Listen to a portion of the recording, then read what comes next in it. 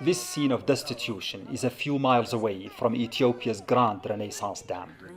Local people here still live in prehistory, with no running water or electricity or decent homes. They say they are patiently waiting for the benefits of the dam. What patience is there to muster these workers need to finish the mammoth task? They wake the night. Daytime shifts are busier as the work progresses. The project is made up of three parts: civil works, which are now 87% complete, the steel works, which are going a bit slow with 17% completed, and the electromechanical works at 35%. And all those three components show that the dam is 71.2% complete. We're planning to start filling the reservoir next June and will be able to start producing electricity a year later. Once finished, these giant tubes will channel the river waters down through turbines 9 and 10, which are still to be placed here. The powerful jets will rotate the turbines, and the hydropower engines linked to them will transform that into electricity. Each turbine will produce 370 megawatt.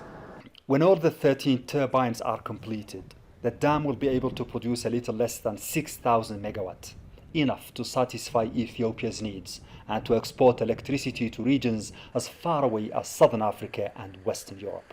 As you can see behind me, that middle section hasn't yet been finished. It will require 2 million cubic meters of rolled concrete slabs to raise it to the final height. That's also where the 13 power turbines will be inserted. 2 of them will become operational early next year, and that's when the first hydropower production begins. Ethiopia says this is crucial for its economic development. Sudan, the passage country, believes it has nothing to fear, despite warnings by some of its senior experts. But Egypt, the river's historic destination, feels threatened. Since the dawn of time, it had the lion's share of the Blue Nile waters. But the desert country described by Herodotus as the gift of the Nile believes the dam may deprive its population of its most vital resource, especially if Ethiopia insists on filling the 74 billion cubic meter reservoir in 3 years. Egypt has suggested it should take no less than 7 years. As the talks in Washington, D.C. stumble at each round, time is of the essence to both nations. Meanwhile, the historic dam continues to take its final shape. For the legendary river, this is a mighty handle that will control every drop of it for the first time in history. A river that flew freely in the wild for millions of years is from now on forced to squeeze its way through these narrow iron frames of brick and mortar.